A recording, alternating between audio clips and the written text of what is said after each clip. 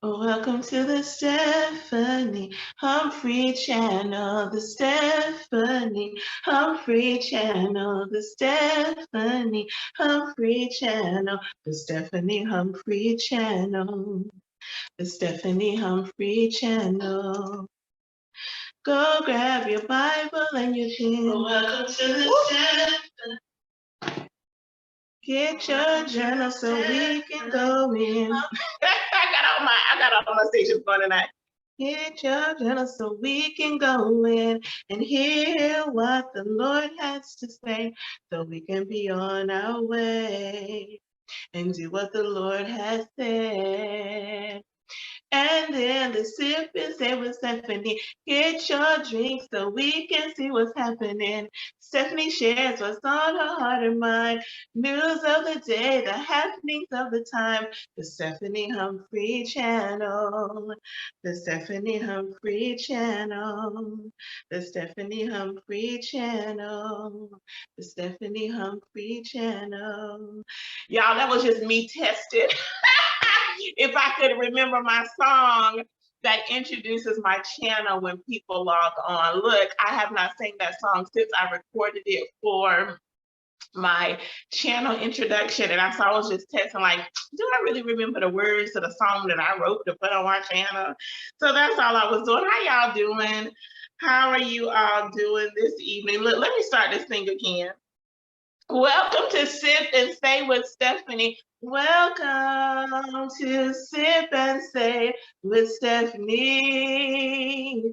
Hey y'all, how are y'all doing tonight? I had to do my little intro just to make sure I could remember the words to my channel opening. When you open the channel, that's the song that you hear that I wrote and sang just to welcome you to my channel. So I wanted to test my knowledge at the beginning of the show. How y'all doing? I'm tripping tonight, y'all. I'm so like, I could go to bed. Y'all hear me say this almost every Thursday, right? Like I can go to bed like right now and can sleep until tomorrow when it's time for me to get up to do things that I need to do for my day.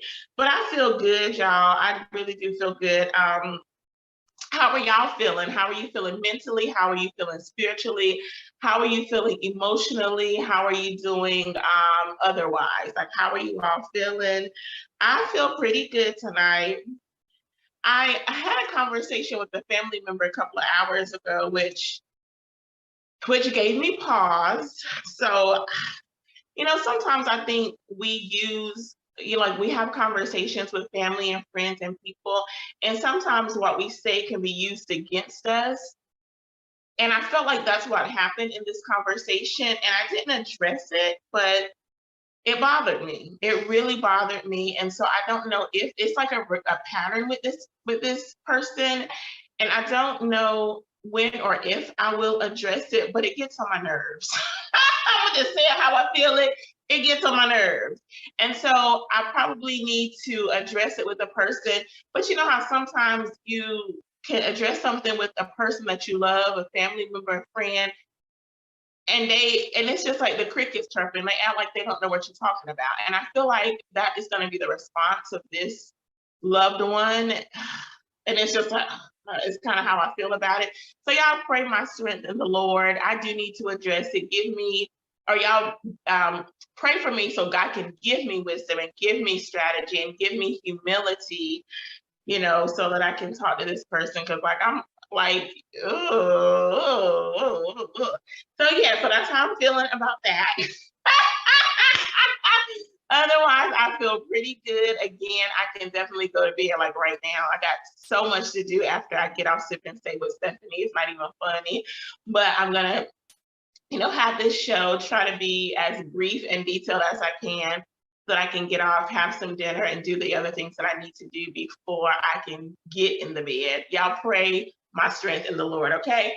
So I'm feeling good physically, like I got some good, like y'all, when I got home last night, I sat here at my table. I don't remember what I did. Oh, I did a few things on the computer.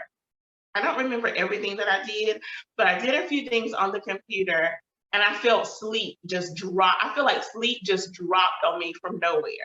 And I was just like, okay, what am I gonna do? Am I gonna try to finish up this little work that I'm working on, or am I gonna go to bed? I went to bed. I think I was in bed before, right, a little after 8 o'clock.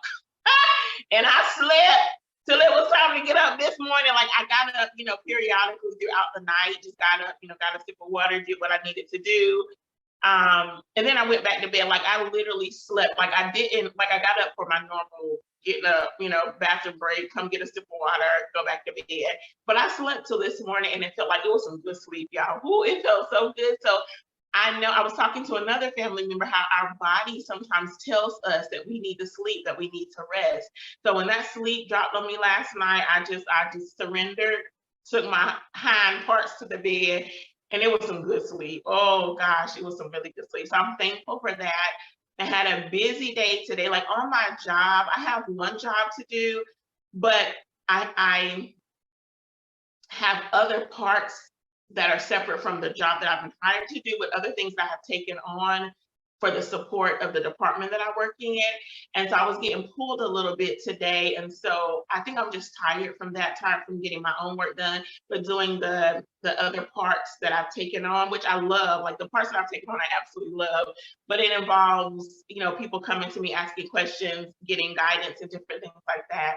And so it was a really great day at work. Like I had a really great work day. It was just like things that I needed to take care of. So I think it made me a little tired. And so, but I do feel good emotionally, except for the one situation I just shared with you. Feel pretty good mentally and physically. But y'all, I'm ready for the weekend. Like I'm so ready for the weekend. I was looking at my schedule. I have so much to do. Like I have my wellness class, you all. I've already submitted my final. You all, I told you I was doing like a yoga and social emotional learning facilitator wellness class. Well, that is wrapping up next month. So I did my final social emotional final. I did that in August. Thank you to everybody who joined me. We had a really great time. I got some really good feedback to support my journey in leading wellness for others. So that was good.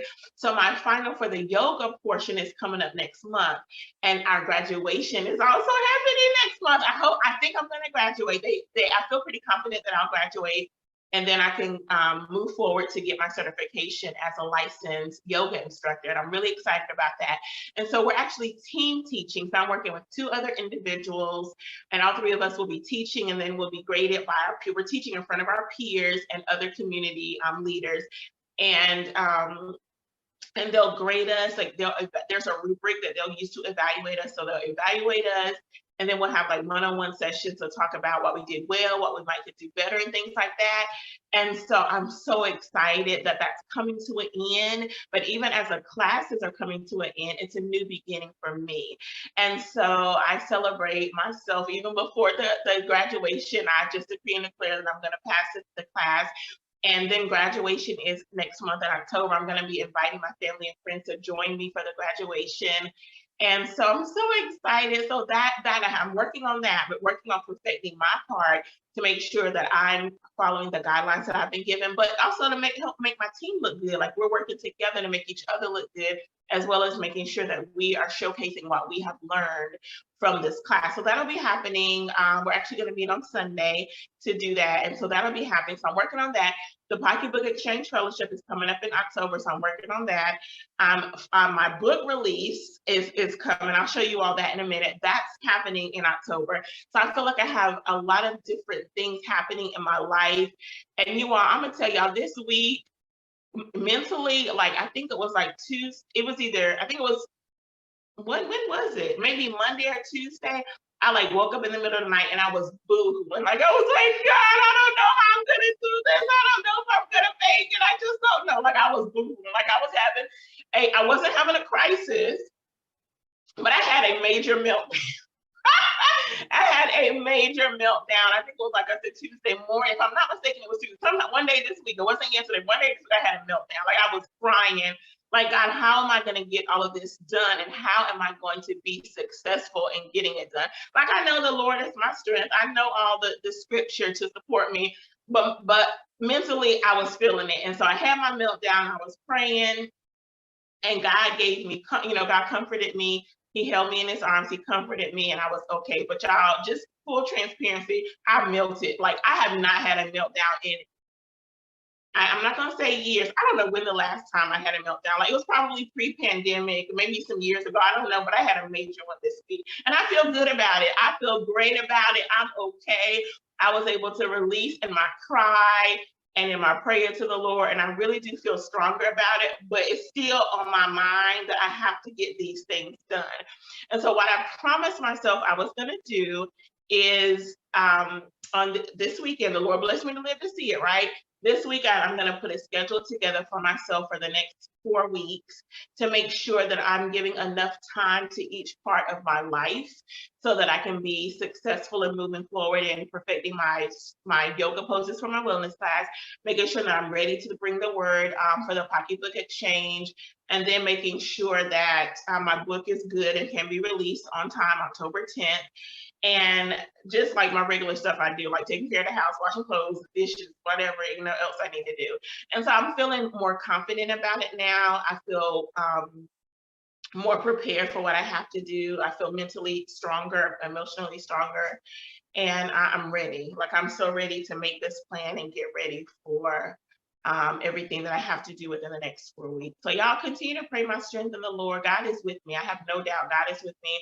God is comforting me. He is my help in the time of trouble. I am sure of that. But I'm human, and my emotions and my life, well, how am I going to do this, got the better of me. And again, I'm okay with that. I'm totally okay with that. So look, you all, I've got to tell you all. Oh, first, before I show y'all watch y'all sipping on. Hey, Aunt Wanda. Hey, Aunt Wanda, how are you? I really hadn't planned to tell y'all all that, but it's Sip and Say with Stephanie, and it's good for me to share how I'm feeling because all of us have, emotional challenges, mental challenges, things that are happening in our lives. And y'all forgive me, my house phone is ringing right now. I don't even know who's calling, but sorry about that. But so I'm good to share that testimony because that's how we overcome by the blood of the Lamb and the word of our testimony. Okay, so look, y'all, let me get in my sip because I'm kind of thirsty. So I'm sipping on my Dublin Winery Scarpinade. I'm gonna open it as I'm talking to you. So I was home Labor Day weekend. We had I was the MC at a service, a Women's Day service. So I went home. I decided to spend a couple of days home. And so I went to the Dublin Winery before I came back home. Y'all, that was like one of the best trips I have ever had. So after I left the winery, I was able to get on a highway, take a right, and it led me straight home, y'all. I didn't even know that highway was there, but it took me straight home. The drive was going through towns in North Carolina. I had never even heard, like Teachy. I went through Mount Olive. I heard of Mount Olive. I went through Mount Olive. Mount Olive University was right there. Like I went through these towns that I never heard of before, never been through before. And it was so pleasant. It was so beautiful. It was a beautiful day, a wonderful ride.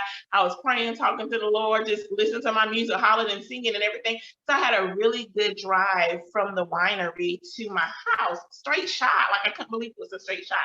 So anyway, I made sure I ain't gonna tell y'all how many bottles I got, but I got a lot.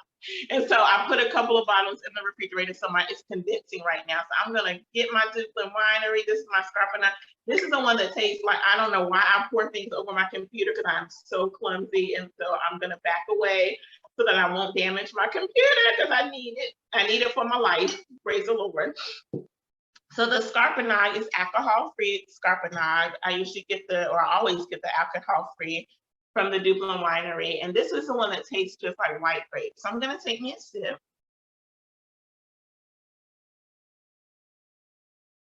It smells good and it tastes really good. Oh, this one's got a little bit of sweet to it that I'm not used to tasting in Scarpinade.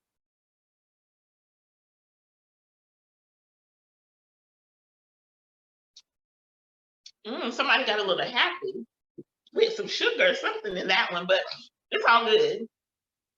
So y'all, if y'all can make it to the Dublin Wineries in Rose Hill, North Carolina, there's one in Myrtle Beach, North Carolina. The wine tastings are absolutely amazing. They give you this dip and crackers. Well, you have to add that too. It's a cost to add that in. But it's really good, like that, whatever the cheese dip, I think it is, or it's not like a regular cheese dip, it's like some kind of dip. I don't even know. I think it has cheese in it, but I don't know what it's called. And they give you the crackers to have with your wine, and it is absolutely delicious. So the wine tastings are nice, but yeah, get you some Dublin Winery. I don't know why I just got stuffy, but I did. Okay, so I told you I was gonna give y'all an update on my honey pot. So y'all, I like this honey pot. This honey pot is so good. So this is the normal foaming wash. So this is what I've been using in my vulva area and my privacy parts, and I love it. Oh, I love it. I love the way everything feels. It's like it's not harsh at all. Like it's organic because it's made from it has some lavender in it, coconut and vinegar. I like it, y'all. It is. Ooh, I think I'm gonna keep using this. Like I think like they've got the owner of this, whose name I can't think of right now. She's got a customer for life because I really like this. The only time I didn't use it is I didn't take it home when I went for Labor Day, and I wish I would have. So I ended up using my Flawless Natural soap. So I just have my Flawless Natural soap so I can wash my whole body. And so I just use that, but y'all, I was missing. I'm gonna start taking this when I travel. It's just gonna have to go in the bag. I'm gonna have my natural soap, my Flawless Natural soaps that I use everywhere else, and then I'm gonna have my honey pot, foaming spray, foaming wash to wash my privacy area because I really, really love it. I've only used the Awakening Jasmine Frankincense, the panty spray. I've only used it one time, and I like it. I only used it that one time, but basically that one time, like it's quick drying, first of all, because I wasn't sure how long it would take to dry on my panty. It was quick drying and it was refreshing. I'll have to give you an update as I use it more, but I really enjoyed using it the one time that I did.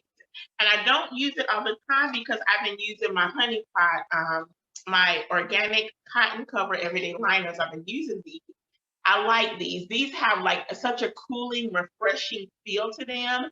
So that's what I've been using, which I haven't needed, my panty spray. But I have definitely been using my my normal wipes. I really, really like these. I'd actually, when I went to the Women's Day, I went to my church I used to go to growing up, or half of my growing up time. And in between services, I was just like, well, let me just clean up a little bit, and I used my cleanup and I felt so good and felt so refreshed.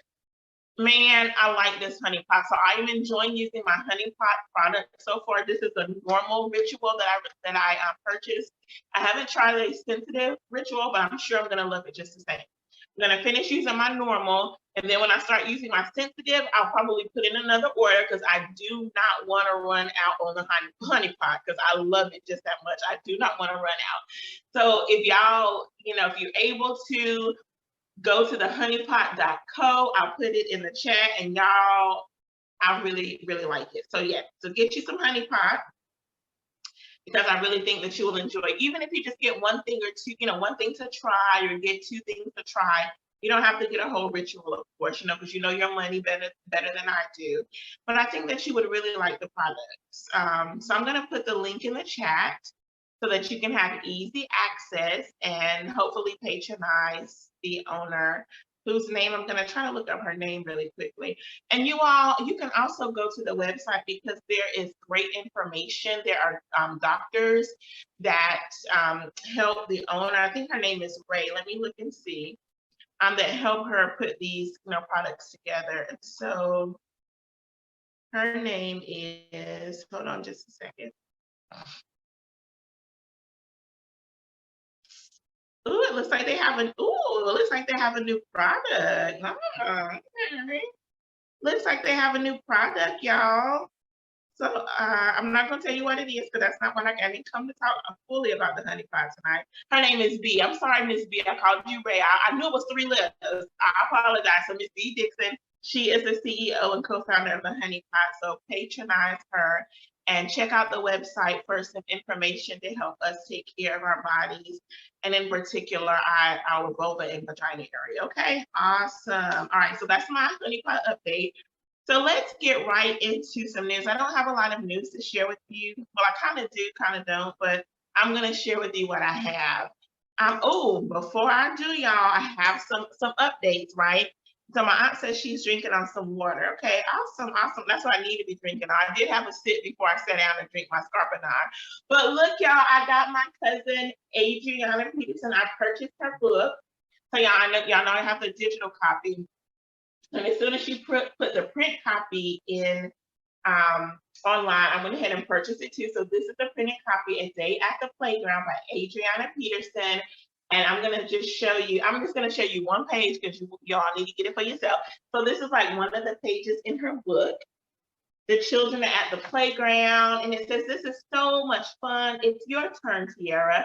Okay, I'm ready. This is the first time I've ever played hopscotch. And so there is a picture of the children talking, and then a picture of them playing hopscotch. So y'all, if you can purchase Adriana's book, it's only $8 a day at the playground. I believe that your children will love it. It will generate conversations about playing with each other, about sharing, about interacting and engaging with each other. I think I just said engaging with each other. But I believe that it's a wonderful book for children. So if you can, go to her website at Creative Minds on Amazon and purchase her book today or as soon as you can. Purchase one for your children, your nieces and nephews, your grandkids. I do believe that they will love it. I'm going to see if I can find her link very, very quickly. So I can put it in the chat for you. Creative Minds, and she spells Minds, M-I-N-D-Z, for my podcast listeners. I really think that you will love this book. I actually took it to work this week, and my colleagues were looking at it, and they were really excited. So Adriana and my colleagues were excited about your book. And so, yeah, I'm hoping that, and they were asking me where they can purchase it at. I didn't send them the link, but I did tell them how to get to you. I might end up sending the link to them maybe tomorrow when I get back to work, just for easy access. But yeah, they were very excited and celebrating that this is your first children's book. So we're all excited for you and pray God's blessings as you continue to write and as you continue to be a voice for young readers. All right, awesome. Woohoo! All right, y'all. This is awesome. So I'm going to go ahead and add the link to the chat so you all can go ahead and patronize Adriana. A Day at the Playground. Awesome. And the last thing I'm gonna tell you in the way of books, well, actually, let me go ahead and show you my cousin's book because I actually hadn't purchased my cousin's book yet. So we now have 3 authors in the family. So my cousin, Nicole, she has Praying the Word of God. So this is a book that features prayers. It features notes where you can write down whatever you hear the Lord saying, whatever you're hearing the Lord say, whatever revelation and insight that he's sharing with you, you can write it down in your book. So Praying the Word by Nicole Randolph. So get this book also available on Amazon. Let me see if I can find her book, and I will add it to the chat as well. So Nicole's book has my cousin. Her book has been out since I think last year maybe, or I think it's been since 2021. Let me see. I don't know why I'm so stuffy right now, but okay, she didn't add a year. So you'll be able to see it on the website once you go to Amazon to purchase her book. But yeah, so again, if you need some support to pray, if you need some help, if you don't quite know where to start, I think her book will be a great help to you. And I'm going to add it. So if you have the Kindle, like if you have Kindle Unlimited, you can read it absolutely free. The same is with Adriana's book, A Day at the Playground. You can read those absolutely free, okay? So I'm going to go ahead and put the link in the chat, and I will add it to the description a little bit later as well, so you can have access to that. All right, y'all. I'm gonna get y'all to support my family now. Uh-oh, it's not letting me put it in. It's saying that I have too many characters. So let me see if I can minimize her. I don't know how to minimize it. Let's see if I can minimize I may not be able to put hers in because it's too many characters for the chat. But let me just see. There we go. Okay, this is a little bit better. Okay. So I'm going to add the title, Praying the Word. All right, so that's there. And you are my own book, a long time coming, releases October 10th. I have done my final editing and proofing this week. And so I'll be ordering some books pretty soon. Y'all, this is the thickest book I have ever written in my life. It features book 1, book 2, and book 3.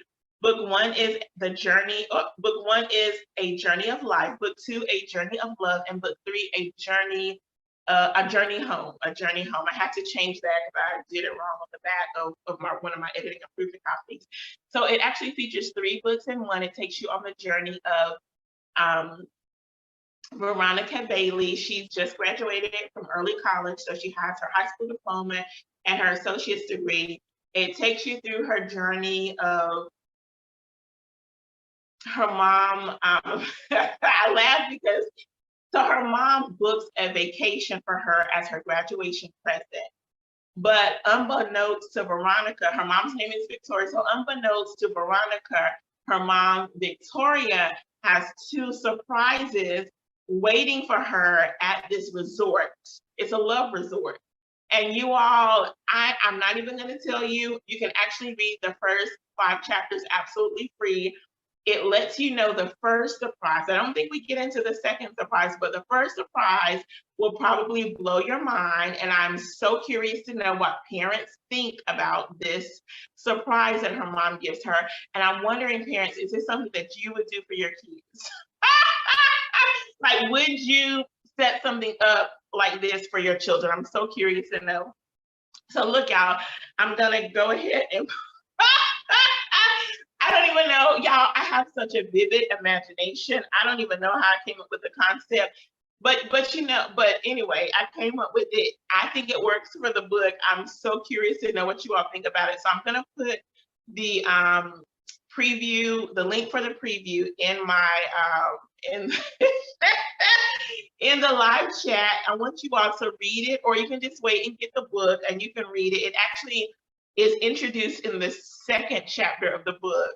So you don't have to wait long to know what it is, but you will have to wait a little bit, maybe a chapter or 2 to find out what Veronica's final response is to her mom's proposal.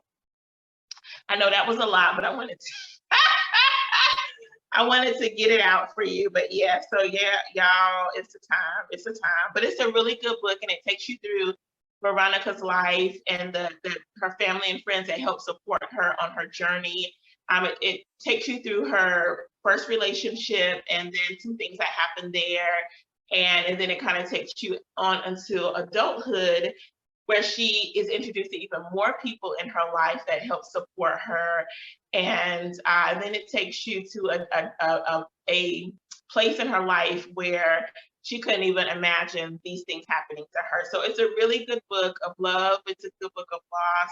It's a good book of family, a good book of friends, humor, possibly a little mystery, trying to figure out like what is happening here, why is it happening, who is the person. So it gives you just a little bit of mystery. I love mystery novels.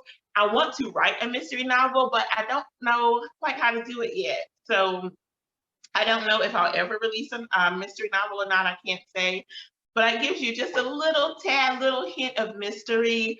And I'll be curious to know if you all kind of figure out like what is happening. You'll have to read it to understand what I'm saying, but I'm gonna put it in the chat. I know that was a lot, but it just is what it is. And so I'm gonna put the link for the trilogy in the chat. Just go there, click on the link to go to the free preview, and then I'll be curious to know what you have to say about it. Okay, so let's get into this news. I took like 30 minutes almost to talk about those things, but to me, they're just as important as the news that I have to share with you on tonight. And I'll try to be as brief as possible because, again, I got some stuff to do after the sip and save. Give me just a second. I'm typing in the chat. Read the first 6 chapters of A Long Time Coming. My newest book release, yeah. And you all, I think I'm going to do a special, because it's releasing on October 10th. and it's on a Monday. I think I'm going to do a special show that night so that I can read a few chapters, which you may have read or may not have read, but so I can read a few chapters with you, get some feedback about what you think about the book. I kind of wish I would have invited some special guests to come on, because I would have wanted them to have read the book before they come on, but I still might invite a few special guests because they can respond to what I'm reading and then have that discussion. So I'll keep you all posted about that, okay? All right, so let me move my honey pot out the way so I can get my sheets for the news. So y'all, I wasn't gonna start off here, but I'm gonna start off here. So you all, I was looking at some other things and I ran across this article. Let me take a sip.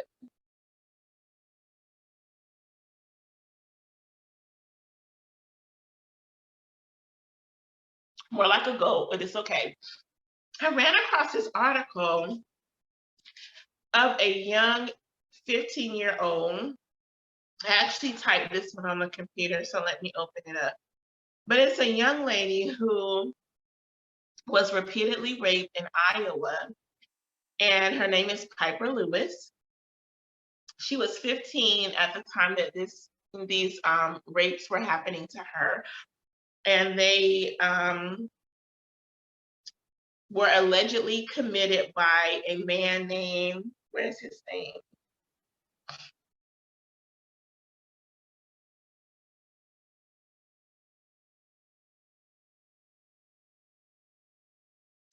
Where is his name?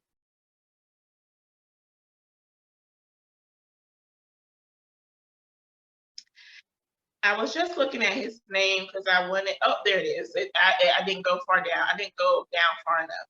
So his name is, and I can't find it again. Okay, I highlighted it and still can't see it. Let me put my glasses on.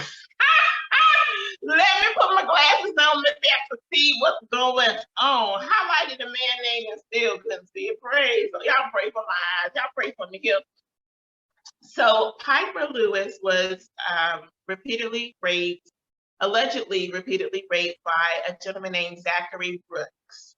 He was 37 at the time. This occurred in 2020. He was 37 at the time. She was 15. Repeatedly raped by this gentleman. I'm not going to give you all the details because you all can look it up for yourself. But she was, he allegedly she accused him of repeatedly raping her, and she added the situations. Like I'm looking at all the different situations. Like she was, was given alcohol, she was given marijuana, and when in her not sedated state, but in her not fully conscious state, he raped her, multiple times. Allegedly, let me say allegedly raped her multiple times. So let me scroll down because I wrote down all the little notes here that, like I said, I'm not even going to read all of them. But let me see if I can get the date. So on May 31st,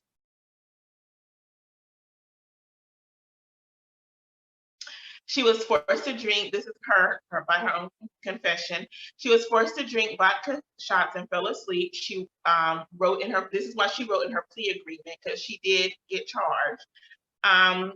She said, at one point in the night, I woke up and Brooks was raping me. Brooks fell asleep. Lewis went to find her clothes. When she came back to the bedroom, she saw him passed out. Now, this is a quote from her. A quote from Pieper Lewis. I suddenly realized that Mr. Brooks had raped me yet again and was overcome with rage. Without thinking, I immediately grabbed the knife from his nightstand and began stabbing him, Lewis stated in the plea agreement. I further acknowledge that the multiple stab wounds that I inflicted upon Mr. Brooks thereafter ultimately resulted in his death. So she was initially, charges were brought, first degree murder charges were initially brought against Pieper Lewis for killing Zachary Brooks.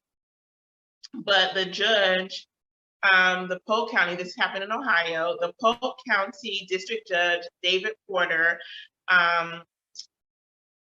well, actually, let me backtrack. She actually pleaded guilty to voluntary manslaughter and willful injury. So the district court judge gave her a deferred judgment. So her deferred judgment was to, because I'm gonna get to where I'm going because I didn't like it.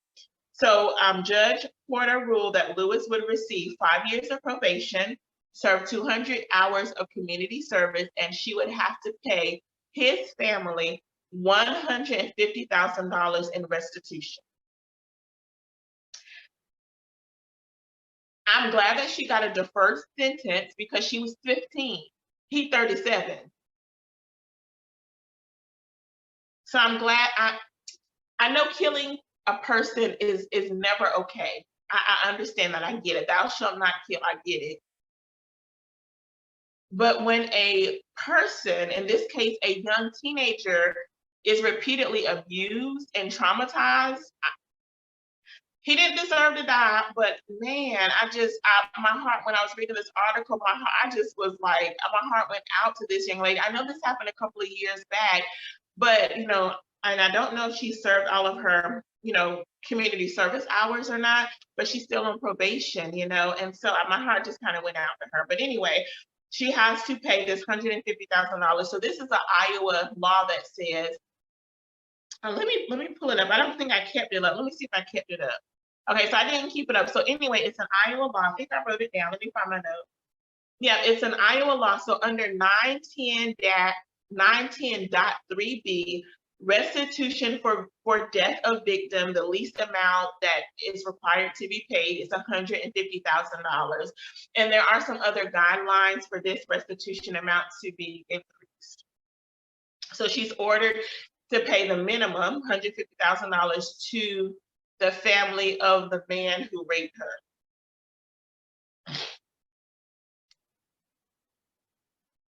I was outdone when I read this. I understand the restitution law, and I know you can't pick apart when.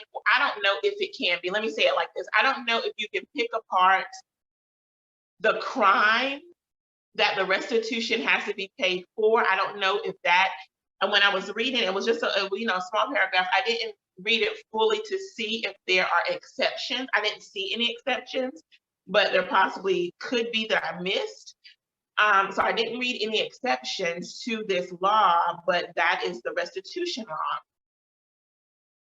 I wish there were exceptions because I feel like the young lady I feel like she's being punished for doing what she thought she had to do to keep herself safe. Because apparently there were not any adults that were keeping her safe. So I felt like she did what she had to do to keep herself safe or to protect herself.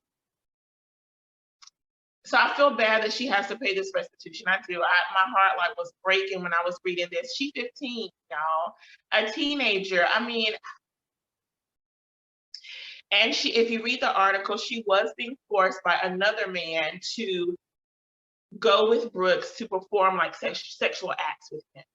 And so, y'all, allegedly, we got to throw the allegedly by another person to commit these alleged sexual acts with this man. I just wanted to share that with y'all. My heart goes out to her. One of her former teachers has actually, I don't know what kind of fund she started. It did not say a GoFundMe, but she has started some type of fund to help this young lady pay this $150,000 of restitution. I don't know if the young lady is working to help pay the restitution. I don't know how that's going right now. I don't have an update as to what's happening now in 2022 because I did not get that information. But I do know that she does have someone to help her at least, try to get this money together. As I was reading the article, I didn't see where it said she has a deadline. So I don't know if she has to have it paid by December 1st of 2022, or I don't even know if the money has already been paid because it's been 2 years at this point. So I don't know if the money has already been paid or not, but I just found this, interesting and heartbreaking. And I just wanted to share it with you. Let me see if I can find, I don't know if I wrote down the year that this was.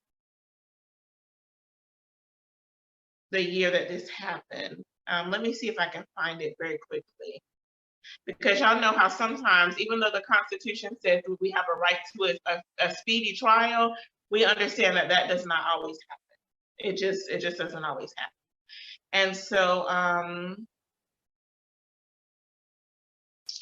so as of today, well, as of yesterday, I'm looking at a date for yesterday, September 14th.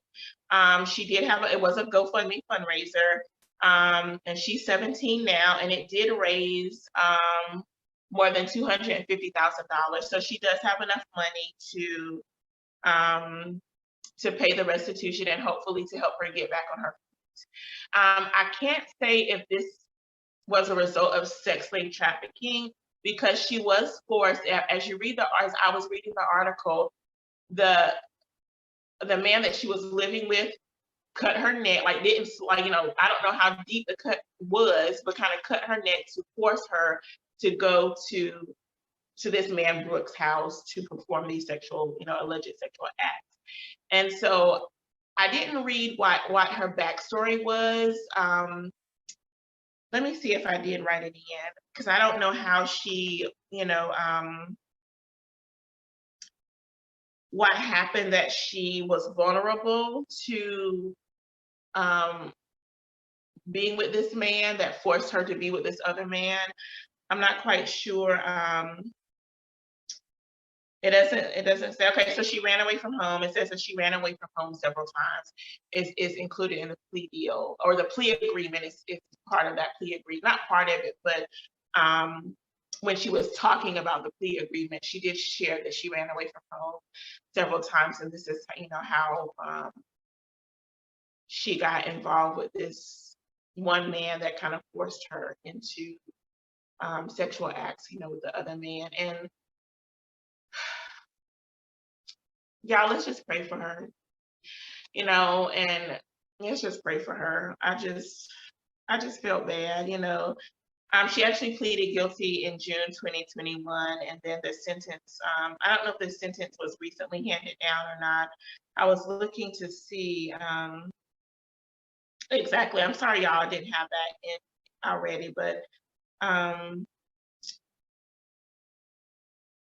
don't know if the sentence, let me see if I can see when the sentence was recently handed down.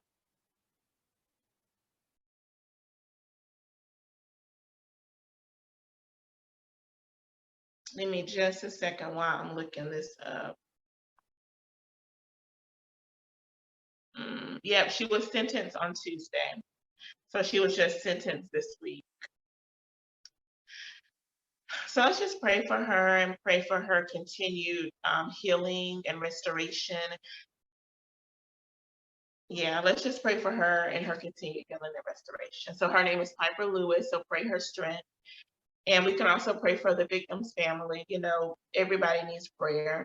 I just don't like the fact that she has to like pay money to the family of the person who raped her, like allegedly raped her, you know. It's just sad. It gets on my nerves having to put allegedly in there. I know why we have to do it. It just gets on my nerves because you just get on my nerves. So anyway, moving on. That one just broke my heart. And I know that stories, not stories like this as far as murder, but man, there are so many young girls and women who are raped, who are sexually assaulted, who are child molested, who are involved in sex slave trafficking. You all have heard me say sex slave trafficking is a billion-dollar business, billion with a B. It is a billion-dollar business where people, men mostly, I think men mostly, are willing to pay to have sex with kids. What is wrong with y'all, doggone it? And some of these men are married to grown women. I digress. One of the reasons why I'm glad I don't have kids. See, God knows. Let me tell y'all something. God knows each and every one of us. When He formed us in our mama's womb, He knew us. He knew what we would be able to handle, what we could handle, what we wouldn't be able to handle, what would make us mad, what would make us go off on somebody, what would make us do things that we might didn't think we would ever do. The Lord knew. I'm telling y'all, the Lord knew. So we praise God. Hallelujah. And Stephanie never had kids. Praise the Lord. Because out it's something out here. It's something out. It's something. And so yeah. So I hadn't planned to go there, but I'm just saying there, you know, and I'm gonna go here because I wasn't gonna do this, but I'm gonna share, and I'm gonna share it briefly, and then I have a few other brief stories to share with you. So since we're talking about this young girl, I did look up the so Lindsey Graham, who he is a senator in South Carolina, if I'm not mistaken. He introduced an amendment, Title 18, to the United States Code. And I had to look up the Title 18 of the United States Code because I didn't know what it was, y'all. So the Title 18 of the U.S. Code is a crimes and criminal procedures. So it lists the procedures for crimes and criminal acts that happen, and it's long. Like, it is long. Like, I was like in the 200s or something going down, and my page was still going. So it's long. It lists everything from like civil disorders, false personation, obstruction of justice, kidnapping, sexual exploitation, and other abuse against women, domestic violence, and stalking. Like, it lists pretty much all. I didn't read all of it, y'all. It was too many pages to read, but pretty much all, I believe, the crimes and criminal acts that happen and the procedures by which to follow when these crimes and criminal acts happen. So that's Title 18. So this particular bill is an amendment to Title 18, y'all. And guess what it's about? I'm gonna give y'all a few. Dun, dun, dun, dun, dun, dun, dun, dun, dun, dun, dun, dun, dun, dun, dun, dun. Dun, dun, dun, dun, dun, dun, dun, dun, dun, dun, dun, dun. So what y'all think it's about? It's about abortion, y'all. So I'm not gonna read what. So I just want to say, y'all have heard me say this. I'm neither for or against abortion. I don't have no right to tell no woman or man, for that matter. We know men don't get pregnant, but no man, for that matter, what to do with their own body. I'm just not gonna do it. It's not my business. I have nothing to do with it. It is what it is. What I don't like is you telling me what I'm supposed to do with my body. Because my thing is, if you want, so let me read this first, and then I'm gonna tell y'all. I'm gonna read just a little portion because it relates to rape and incest and like medical emergencies. So I want to read a portion of it that just for your information, and I really want to know what you think about it. Okay, so that was a Jeopardy theme. I'm not trying to copyright y'all theme. It's the Jeopardy theme for y'all who didn't know. I'm just want to hopefully they won't be slapping a lawsuit on me because I did the dun dun dun dun from the Jeopardy. All right, so this bill is to amend Title 18 of the U.S. Code to protect pain-capable unborn children, and for other purposes. So it's a long bill, but it's interesting. It's an interesting read. So I would encourage you to read it. I think I got this off of the government website, the Senate government website. Or the Congress website, whichever one, maybe congress.gov. I can't remember where I printed it off of, but I will put the link in the chat. And it has some really good information in it. Like, I was actually learning some things about gestation that I didn't know before. And so it has good information in it. But when you get to page, y'all excuse me.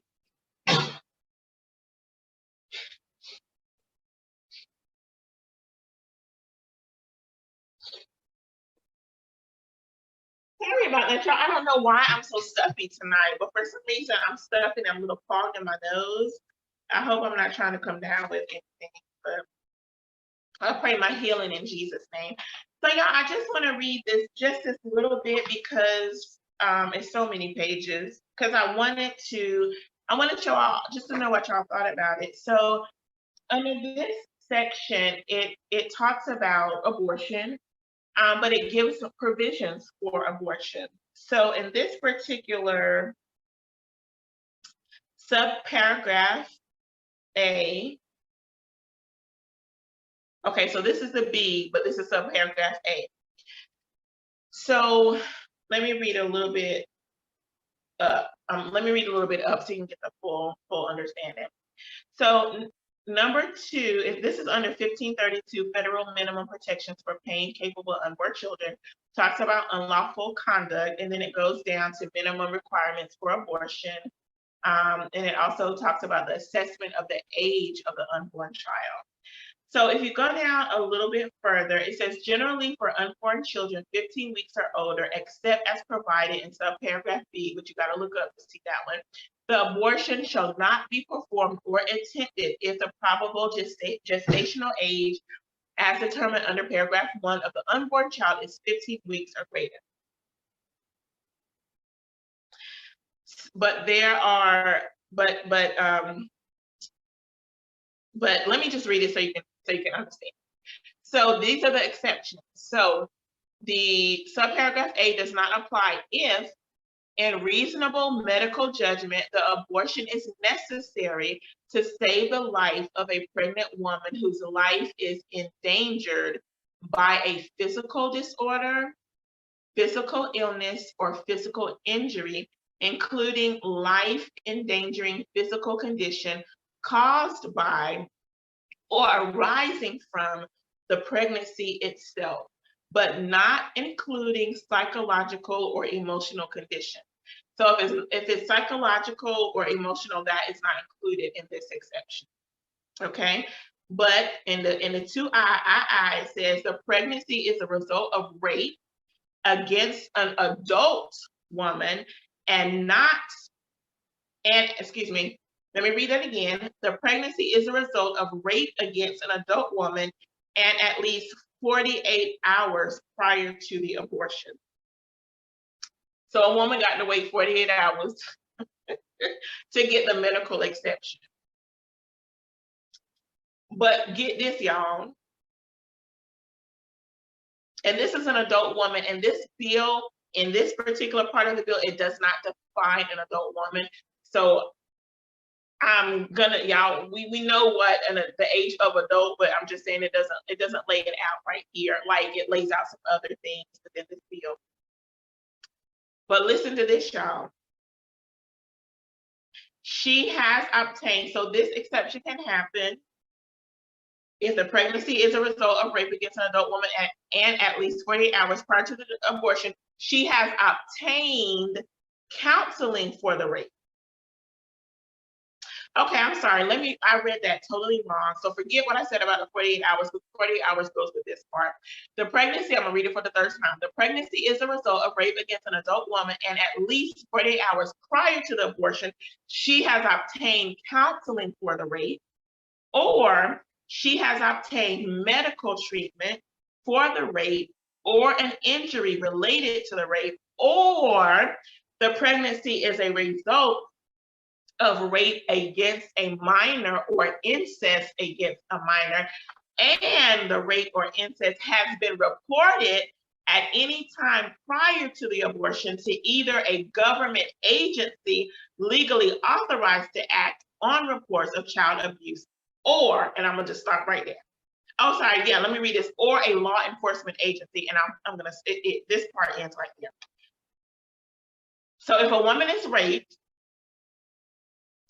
in order for her to be, quote unquote, approved to have an abortion according to this law, she must have obtained counseling for the rape, or obtained medical treatment for the rape, or an injury related to the rape 48 hours prior to the abortion. Or if the pregnancy is a result of rape against a minor or incest child, the minor against a minor and the rape or incest has been reported at any time prior to the abortion to either a government agency legally authorized to act on reports of child abuse or a law enforcement agency. So in other words, in order for the abortion to be approved or legal, I should say legal, not approved, legal, if this passes, then a woman has to take measures before she can be legally approved, I'm going to say, to get the abortion and the young child if she is impregnated by incest, or as a result, not by incest, but as a result of incest.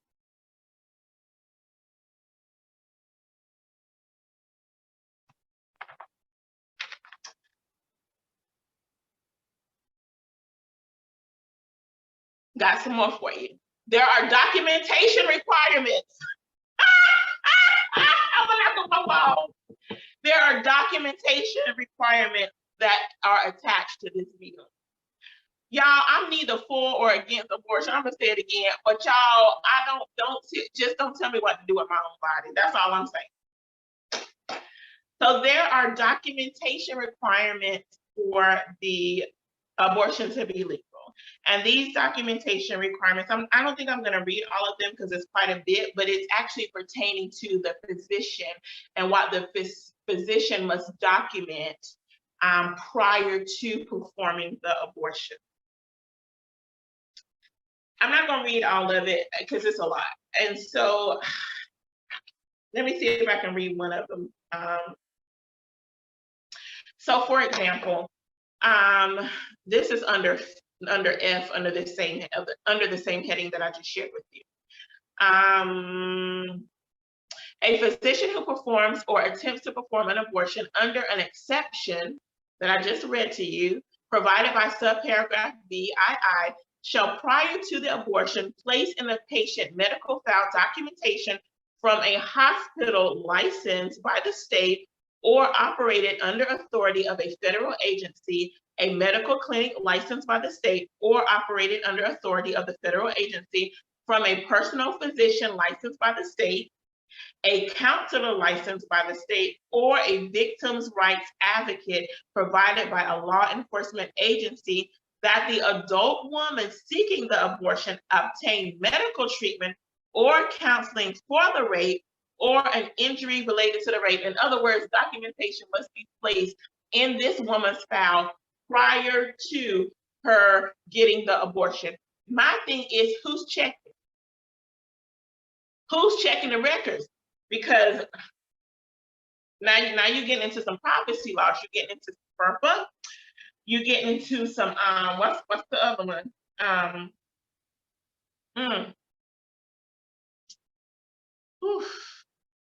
I can't think of the other one right now. But you get into some medical privacy laws, and I got to look it up, and I can't even think.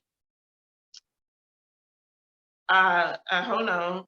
What's the other? What's the medical act and medical? Let me see what it is, y'all. Make sure I'm saying it right. Oh, that's the FERPA is the Family Educational Rights and Privacy Act. So I got the wrong law. Got the wrong law. Let me get the right law. FERPA is my education law. Y'all forgive me. I'm on my education thought right now. Hold on. The medical privacy law is HIPAA. I couldn't even think of HIPAA. Lord help me, y'all. The Health Insurance Portability and Accountability Act of 1996 spells out how you can access personal information as it relates to like your healthcare provider business. So you might be getting into some HIPAA violation law. I don't know. I'm not a law lawyer or a medical person or even a bill expert. I'm learning as y'all learning and researching as y'all research. But you might be interested here because who would check this? Like who would check this woman's file to determine if all the required documentation is in her file prior to this abortion happening? Like I don't know. I don't know. And maybe this law has some provisions for that. I have not read the whole thing. I just read portions of it. But anyway, the documentation must be there. There's some other documentation requirements that the physician must put in the woman's, or I should just say the female's medical file prior to the abortion taking place. I just don't like it. I just don't like it. I don't like it. I understand how like Roe versus Wade came to be, but I still don't even understand why abortion is a conversation. I don't understand why abortion is such a hot topic in conversation as it relates to killing an unborn baby, when there are people who are born, who are like alive, that are being killed by police, and like there's no passion for life except for these unborn children. And I don't know, I'm not a medical doctor, and I do not have extensive knowledge on gestation. I did learn some things in reading this law that I want to go back and like research for myself, just so I'll know it for myself, from a medical professional and not from a law by a congressman or by guidelines that the Supreme Court has laid out, because the Supreme Court is mentioned at the beginning of this bill. And I would have to, like I said, do my own research, talk to a medical professional. I don't know in what week of a baby's gestation that the egg becomes an actual living creature. I know it's living when the sperm connects with the egg and the baby is, the egg is fertilized by the sperm and life begins to grow. But like, really, at what point, at what week is this egg transition to an actual embryo, or fetus? I don't know that, I've looked at it before, I've read it before, I've seen it before, but it's nothing that I keep in my memory, because I don't have to. I got enough in my memory and not to have the gestation in there. So anyway, this bill is out. I'm kind of curious to know what you all think about the guidelines. I don't like that the bill is in place. However, I like that there is provision made for incest and rape. I don't like the guidelines attached to the provisions. Like, I shouldn't say provisions, I should say exceptions. I don't like the guidelines that are attached to the exceptions. It don't make sense. And what I was gonna say before is, if y'all wanna have laws about women not getting an abortion, like if y'all wanna have so much passion about that, legislators, why don't y'all have passion about passing castration laws? Because men, and I know that there are laws, even in this Article 18, there are laws on the books that talk about, sexual assault and rape and trafficking and incest and all of that.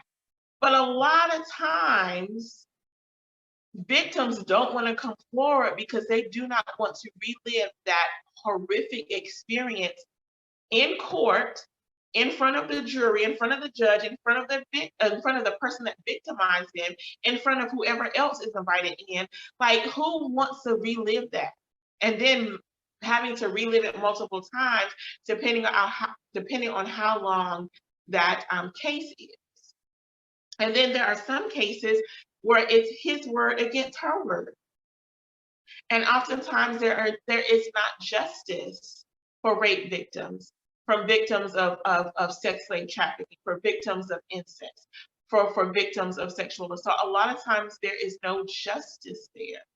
So I don't understand why y'all can't put a law on the books and say, if a man rapes a woman, he needs to be castrated.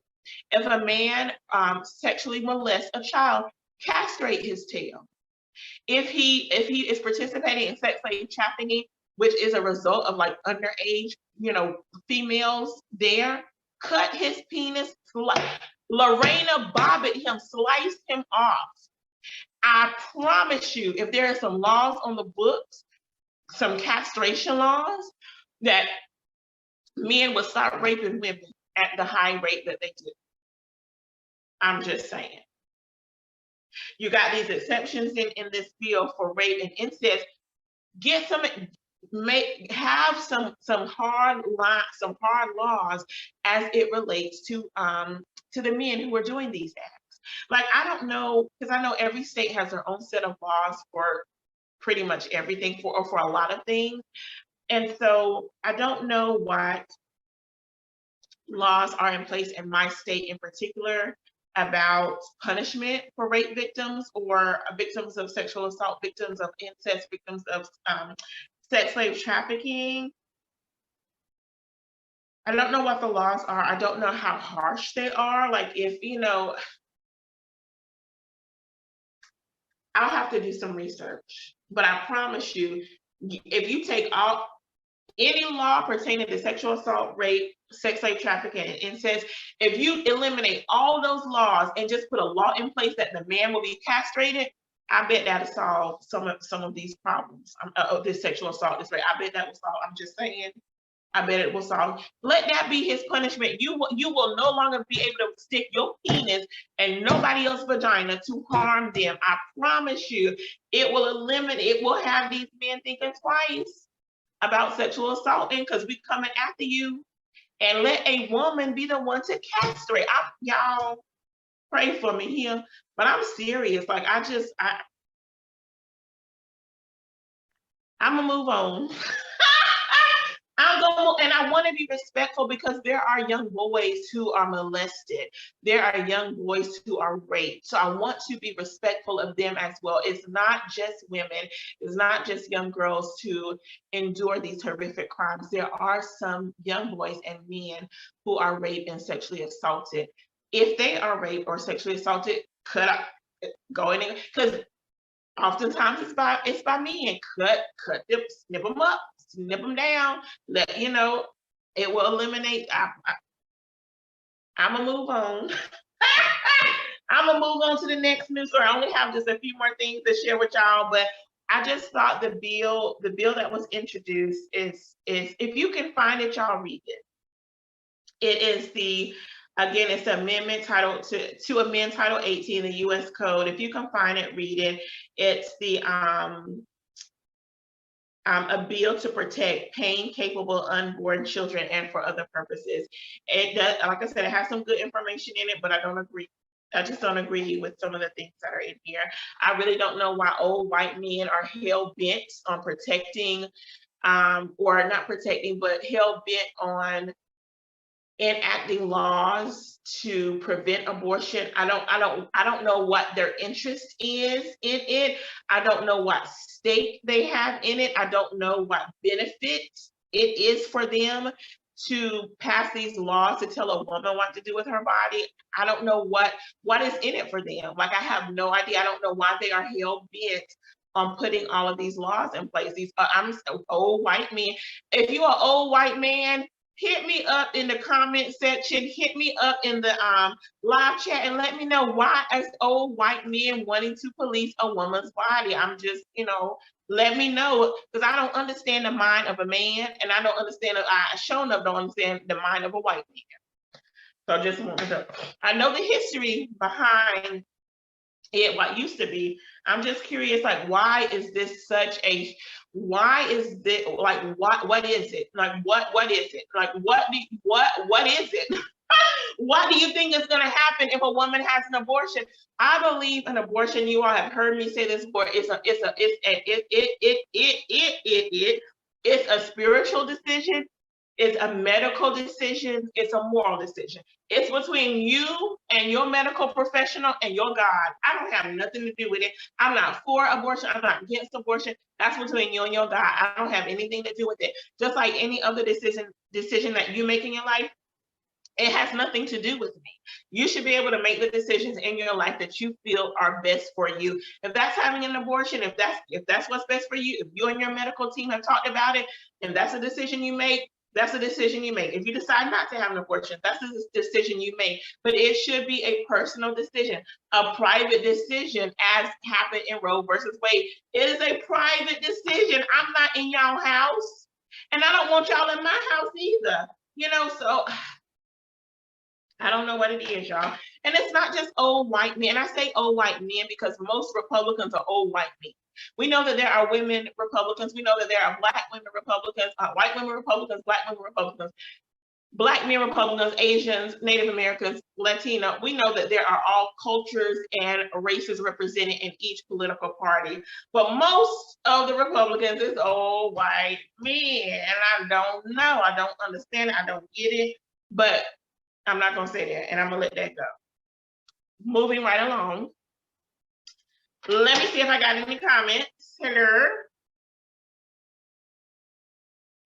I agree. When a rape victim case goes to court, the prosecutor, is a comment in the live chat. When a rape victim case goes to court, the prosecutor questions the victim as if she is at fault for the rape. Yes, thankfully, I've never had to sit inside a courtroom when this was happening, I probably couldn't emotionally, I probably couldn't handle it because I'd be ready it's just best that I'm not there. And so, yeah, so it is his or her responsibility, the lawyer for the defense, it is their responsibility, for the victim, not for the victim, but for the victimizer, from the raper. It is their job to get that rape victim off and make it seem like, well, you dressed provocatively, your breastises was all hanging out, your skirt was short, and we saw the bottom of your tail. You had on all this makeup. You were like beckoning that man to come and do whatever. Like, y'all, I'm about sick. I'm about sick. I'm about sick of rape victims, sexual assault victims being the enticer or the initiator for this crime to take place. They dig deep into the victim's sexual history, who wants their sexual activities, the frequency of sex, positions, etc. exposed. Nobody. That's why I'm saying what goes on up in your house, I don't want to be in y'all house. I'm taking care of what's going on in my house. Ain't none of y'all business what's going over here in my house.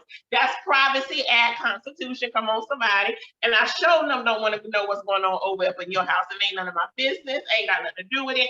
And I'm talking about, and when I say your house, I'm talking about your literal house, but I'm also talking about the house of your life, like the decisions that you make for your life. Like, that has nothing to do with me. You should be able to make those decisions for yourself without the government being involved. Okay. So yeah, so nobody wants their sex history brought up.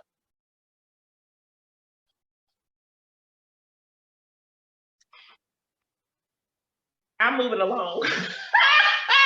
I'm moving right along. Let's get to North Carolina law. So look, y'all, we all know, because I talked about it last month, that the president and Vice President Kamala Harris, they released the Student Debt Relief Act to give some debt relief some debt relief for those who have a student loan.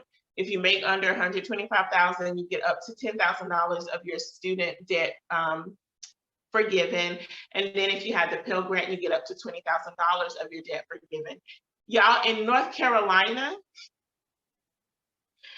that money that you save on that debt relief is taxed. It's taxed, y'all. It's taxed. That means that you have to pay, y'all.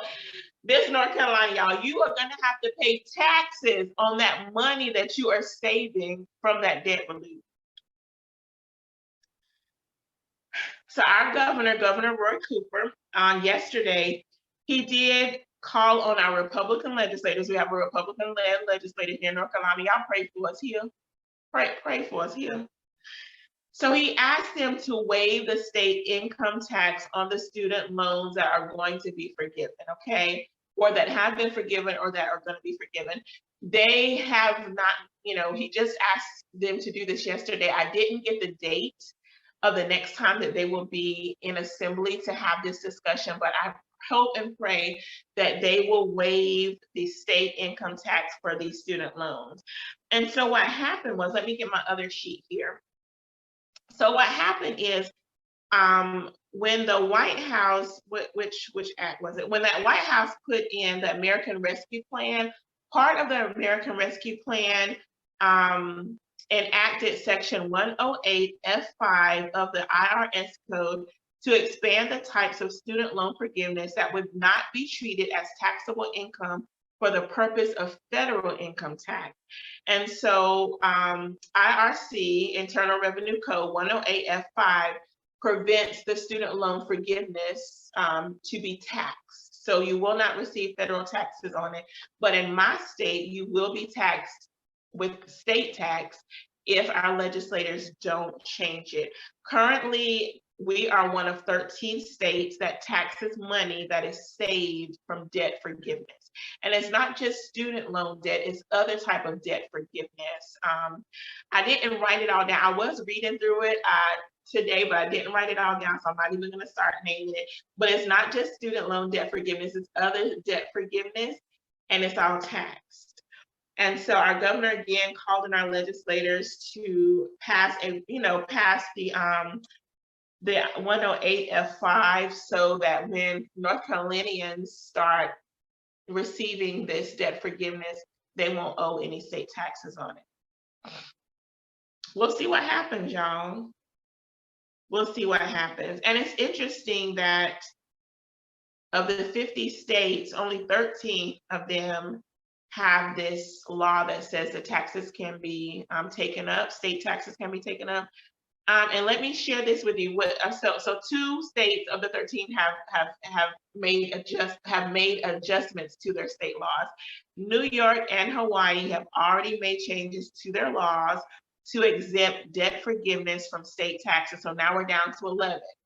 So hopefully North Carolina and the other states will pass some laws that will prevent state taxes from being taken on debt forgiveness.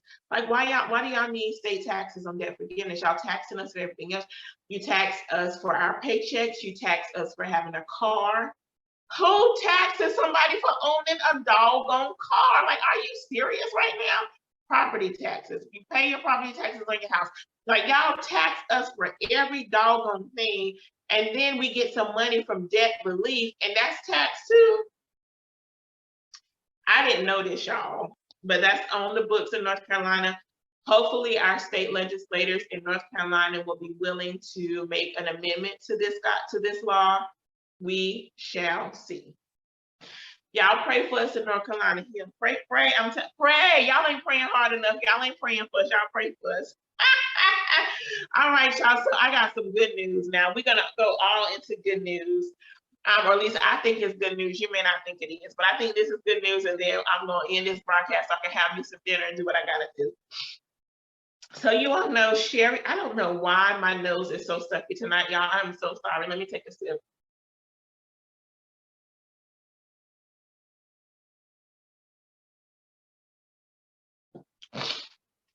I don't know why my nose is so stuffy tonight, but so you all know Sherri Shepherd. She is a comedian. She is an actress, producer. She has her own talk show. It is called Sherri. It premiered this week on September 12th. I have not seen it. She looks fabulous though, y'all. I haven't seen it, but if you've seen it, add it to the chat, add it to the comment section. What do you think? She comes on in the morning. Her show comes on in the morning. I'm already at work, so I don't even know if she has a live viewing, like a streaming viewing of her show. If she does, I'm gonna check it out because I'm interested to know. I like her as a comedian.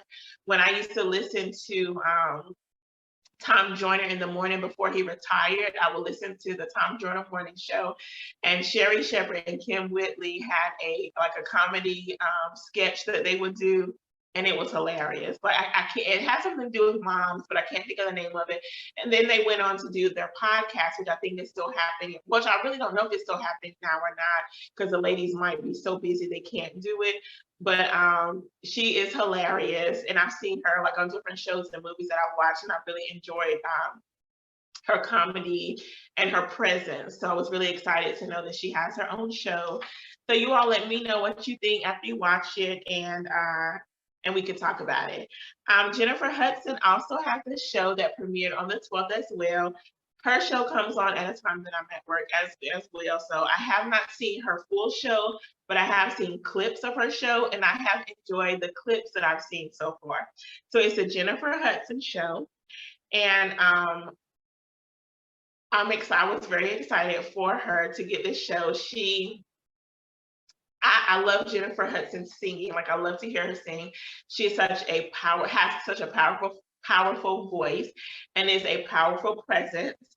And since I'm talking about her, I wanted to share with you that she is an EGOT, an EGOT. I had no idea what this meant, y'all. Like, I had to look it up. Like, so several months ago, I saw when she won her Tony Award, I saw people posting on social media that she's an EGOT, like an EGOT or EGOT. I'll just say because that sounds better. And I was like, an EGOT, what's that? I had to look it up. I didn't know, y'all. I'm just, I don't be in the entertainment world like that.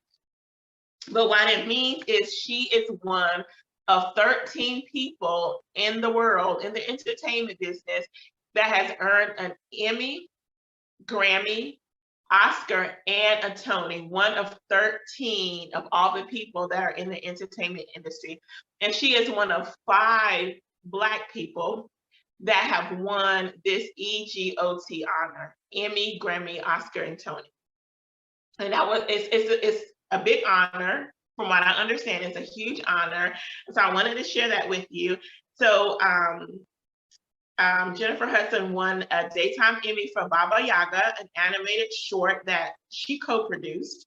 She won her Grammy for her 2009, hold on. She won a Grammy in 2009 for Best R&B Album and in 2017 for Best Musical Theater Album. She won her Oscar, of course, for Dream. We are dream girls. Boy, will make you happy. Yeah, yeah, yeah. So she won her Oscar for Best Supporting Actress in 2006, Best Supporting Actress author. Y'all, if y'all haven't seen, I have watched Dreamgirls so many times. It is not even funny. I love the music of Dreamgirls. I love the costumes. The acting is phenomenal. Like, it is step into the best side. We're gonna join a real ride. Step, step, step. Like, it is I love musicals, y'all. I love the singing and the dancing of musicals. So when they came out with the 26th version of Dreamgirls, I was like, I'm there. And it's amazing. It's phenomenal. I have watched it probably more times than I care to say. Maybe I watched it a whole lot. Haven't watched it lately. I think I watched it a couple of months ago, actually. So I have watched it lately. But she won an Oscar for that. Jennifer Hudson did. And then she recently won a Tony when her production, A Strange Loop, she served as producer for her production, A Strange Loop. So she won the Tony for Best Musical. Woohoo! Go ahead, Jennifer Hudson, with your acting, with your singing, with your production, with your everything, and now your show. Very proud of you. Don't know you personally, but very proud of you. I'm very proud of Jennifer Hudson and really excited for what the future holds for her. So yes, I love musicals. I'm going back to my musical. I love musicals. Y'all are going to hear about a musical. I'm going to just tell y'all right now. On October 5th of the Pocketbook Exchange, I have a musical that I'm going to be sharing with you as a part of my sermon. It just is what it is. It goes with the theme. It's a perfect song. And actually, the song is the name of my sermon title, and it's going to be good. I love music. You know what, y'all? You know, when I got older, like when I got a little bit older and started writing and publishing my books, I thought back, like, I should have been in theater when I was in high school, because I love singing, I love dancing, I love acting. Even though I've only acted in like a church play. Like, I wrote a church play and had that for the youth at my church at that time. And we did that, but I was like, why wasn't I in theater? We didn't have a theater program when I went. I went to 2 different high schools. Neither one of them had a theater program. And so, y'all, who knows what I would be doing if I went to a high school with theatrical productions and with theater. I might be a script writer now in Hollywood. I don't know if I'd be in Hollywood. Maybe I'd be somewhere on the outskirts or something like that. But, you know, I don't know. But I love, love, love, love, love, love, love, love, love musicals. Like, I love musicals. So anyway, I'm gonna start the Pocketbook Exchange off with a musical. Praise the Lord. All right, so very proud of her. Have y'all seen Sherri Shepherd's show or Jennifer Hudson's show? If you have, add it to the chat. If you're not interested, you can add it to the chat too. It's all good. It's okay.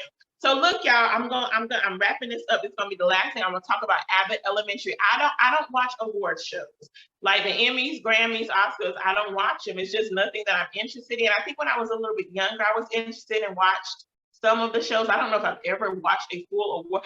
The full award show that I remember ever watching is Black Girls Rock on BET. I have watched a full Black Girls Rock before, because it's for my people, it's for my girls. Of course I'm watching that, but the rest of that, y'all, ain't got nothing to do with it.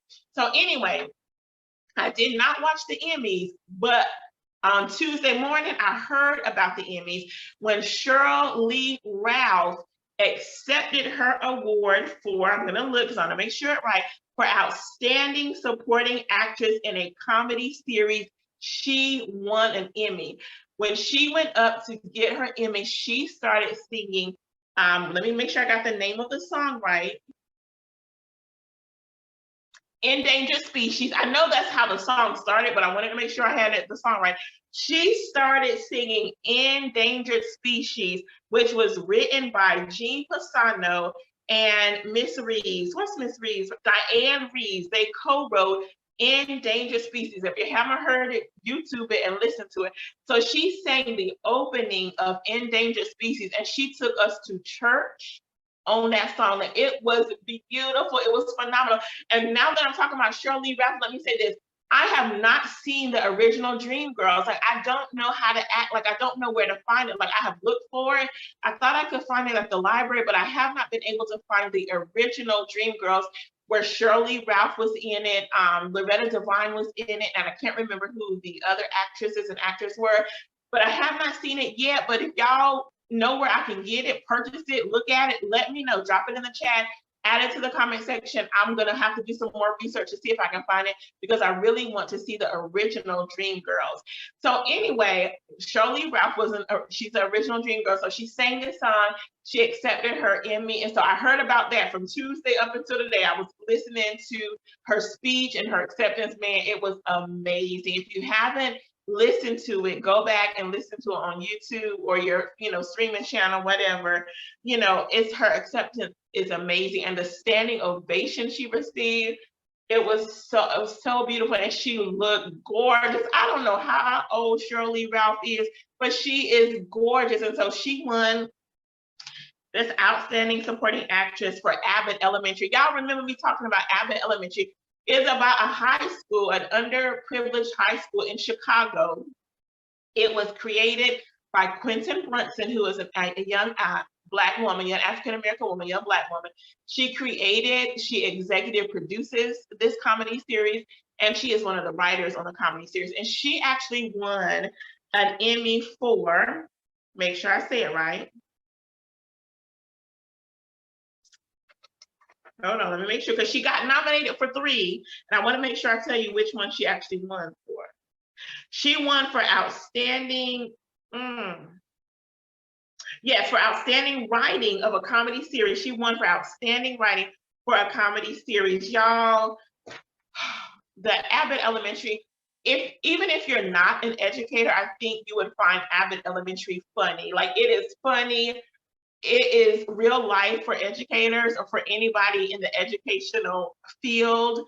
And then Mr. Johnson, I don't know the real, the man's name who plays Mr. Johnson, but Mr. Johnson is a janitor. Y'all, he is hilarious. Like, I love his addition to Abbott Elementary. Like, everybody who's in there, works their role. Like, they are phenomenal actors and actresses. It's a wonderful comedy series. I did not know anything about Abbott Elementary. I kind of fell into watching it. I was actually watching another show, and Abbott Elementary came on after, and I was just like, oh, let me just see the young man who played in Everybody Hates Chris. Let me see what his name is. It's Tyler. Tyler, what's your name, Tyler? Tyler. Ooh. Oh my gosh. Why can't I find his name? I have to see his name before I see anybody else's. Tyler James Williams. So he plays, and he was a substitute teacher. And I think before the end of the show, he got hired on as a full-time teacher. Just watching the show for his facial expressions is enough to make you crack up. Like, his facial expressions are priceless. Like, it's just a phenomenal show. It comes on ABC. I typed it in. The second season comes on September 21st, so next week on ABC. It comes on at 9 p.m. and it also streams on Hulu the next day. Y'all, get you some of Abbott Elementary, and then let's talk about it. Like, I think I need to do a Sip and Say with Stephanie dedicated to Abbott Elementary, but I need y'all to at least watch one of them, maybe 2, to let me know what you think. But I'm just excited because the Emmys seem to be a great night for Black women to have won. Zendaya also won an award, and Lizzo also won an award for her original show, I can't remember the name of her show. Y'all can look it up later, but she also won. And she looked gorgeous. Like she had this red dress with all these ruffles and stuff. She looked absolutely amazing. All of these women look so beautiful and so spectacular. So I'm just really proud of them. And I think, if I'm not mistaken, this was Sheryl Lee Ralph's first Emmy, if I'm not mistaken. And so I'm just thankful for them. And also, she's actually only the second Black person who has ever won an Emmy. Jackée Harry won in, was it 87 and 88 for her role in 227 as Sandra Clark. So there's only been, and that was 35 years ago, like 88 and 87, that's been 35 years ago. And so we are very proud and excited for Sheryl Lee Ralph and Quinton Brunson and Zendaya and Lizzo for their awards at the Emmys. Okay, y'all, I'm totally done. Okay, my aunt Wanda says she has seen a clip of Jennifer Hudson. What did you think? Wanda, did you like it? Or you'll have to let me know what you think. But I do like the clips. I've only seen maybe 3 clips, and they're like under, like, I think they're like 5 to 7, like 3 to 7 minute clips, kind of depending on what the discussion was, but I like it so far. And Jennifer, she seems very like confident, and just like she has a bubbly personality just from the times that I've seen her in videos and on her social media account and things like that. She has like a bubbly personality. And so I'm just, like I said, very proud of her, just happy about this season in her life. And so congratulations, Sherri Shepherd. Congratulations, Jennifer Hudson. Congratulations, Sheryl Lee Ralph. Congratulations, Quinton Brunson. Let me make sure I'm saying Brunson. Yeah, I'm saying, make sure I say your name right. Congratulations to Zendaya. Congratulations to Lizzo. You all are amazing, spectacular, beautiful women. So congratulations to you. That is all the sip. Okay, Mom, Wanda, she said it was good. Okay, so that's all I have tonight for Sip and Say. Y'all, thank you so much for joining me. Make sure that you register for the Pocketbook Exchange on my website at BeFreeMinistriesNC.org. We do have some spaces left for some of the workshops that we'll be presenting during our in-person women's only session on October 8th. So make sure that you register. We would love to have you there. We will be here, and that's October 8th. We will also be here October 5th, 6th, and 7th, right here on the Stephanie Humphrey channel for our weekly services at 7 p.m. Focus on our theme from surviving to thriving. So register. Y'all, I'm gonna have to write a few, so I'm gonna be by myself during the weekly nights, and so I'm thinking about just maybe doing one brief song. And so I haven't written any songs yet for the Pocketbook Exchange, but I know I am. I'm gonna write some original songs just to do a little bit of praise before I bring the word. Okay, so again, join me here October 5th, October 6th, October 7th. 7 p.m. nightly for our weekly service for the Pocketbook Exchange. And then join us on October 8th for our in-person ladies only session in Henderson, North Carolina. All right. Don't forget to like, don't forget to subscribe, and don't forget to share this with your family, your friends, your loved ones, and even for somebody that you might not like, you can still drop the Stephanie Humphrey channel in their ear. All right. All right, y'all. Thank you so much for joining me. I'll see you next Thursday for Sip and Say with Stephanie. Y'all take care.